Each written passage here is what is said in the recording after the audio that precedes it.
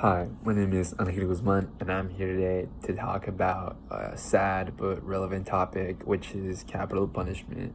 And I'd like to start out by stating a fact that says at least 19,336 people were known to be under the death penalty globally by the end of 2018. So that is 20,000 people that were told, we are going to execute you because of your crimes. And that's a lot.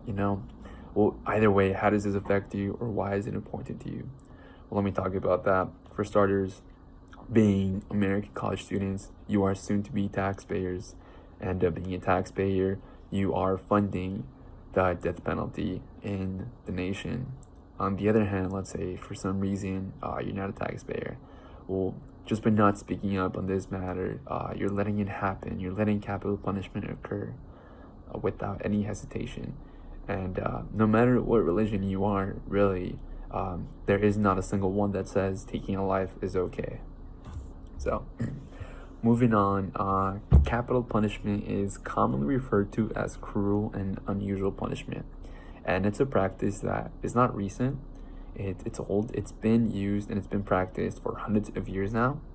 But as time has progressed, there are less people that practice it. For example, 142 countries have already abolished capital punishment completely from their law. And there is still an astonishing 56 countries that continue to use it, that say it's still okay to take a life. Throughout this speech, I will be talking about how capital punishment is inhumane, irreversible, and makes murder an option. And I believe that for this reason, we have to speak up on the matter.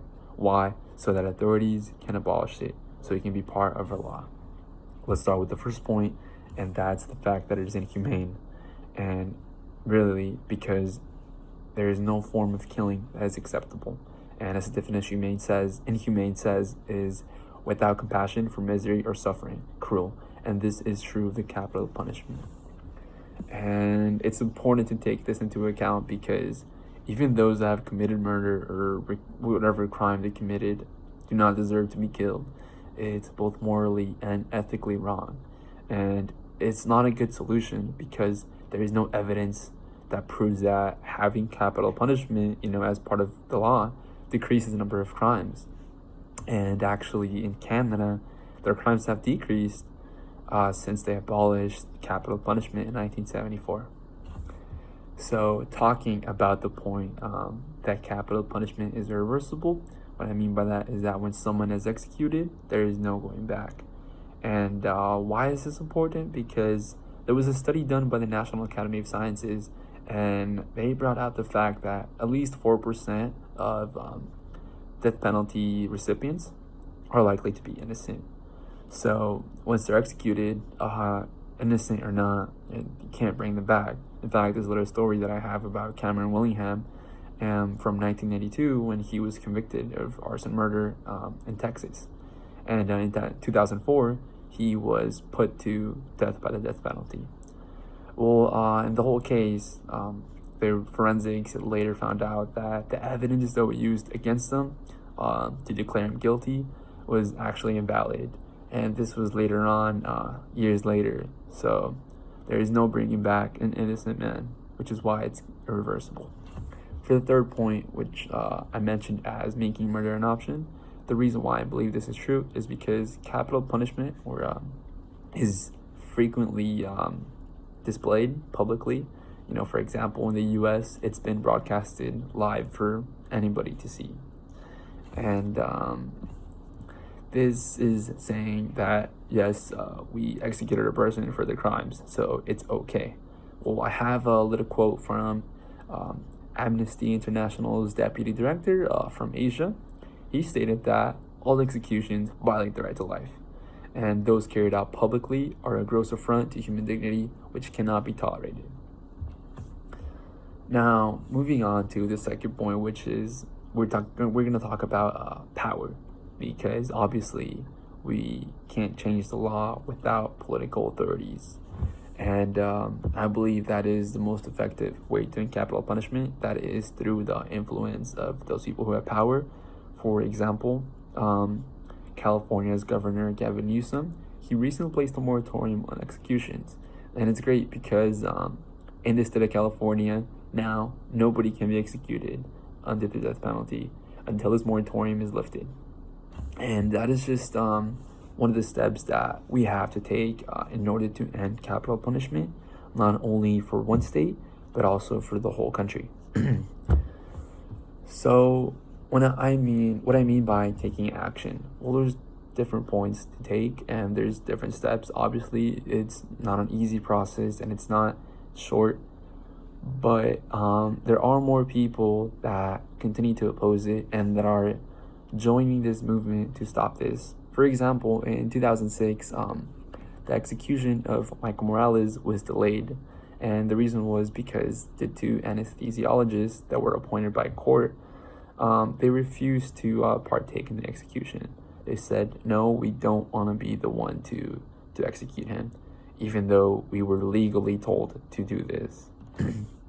They actually stated that our belief is based on the fundamental ethic precept of medicine, and that is that we first do no harm. So they had principles and they refused to participate in capital punishment. So let's talk about if no action is taken, and capital punishment will just continue to be used in dozens of countries across the globe. And as previously mentioned, that was about 20,000 people in 2018. So in 2018, actually, that same year, there were 700 people that were killed. And 80% of these countries happened in only 4 countries. So we can't just keep abolishing it in, 200 countries, 210 countries. It has to be every single country. Because just 4 countries, 700 people killed. That is still a big number that we must worry about. And as a conclusion, we can really contemplate about this, and we can begin a new era, where taking a life is not justified. As capital punishment faces more opposition day by day, we have to recognize that we need to take action in order to have this removed from all justice systems because of its inhumane and heartless nature. So to recap, capital punishment is murder, regardless of reasons or excuses given for it. Therefore, it is deemed unacceptable. And as a second point, the people who can affect this movement are anybody that speaks up on this issue. So I don't want anybody to think that, I can't do anything. I'm just a regular civilian, no power, no legal authority. And it doesn't matter, because the more that we bring up the matter, the more important and the more action that will be taken. And not only that, the faster that we can achieve this. This is, I believe, what's going to cause a domino effect of actions. And that is exactly what we need. And it's important to emphasize that everyone can have an influence. If you believe capital punishment is not a part of your moral or ethical code, then what are you waiting for? Capital punishment has been a tradition from history.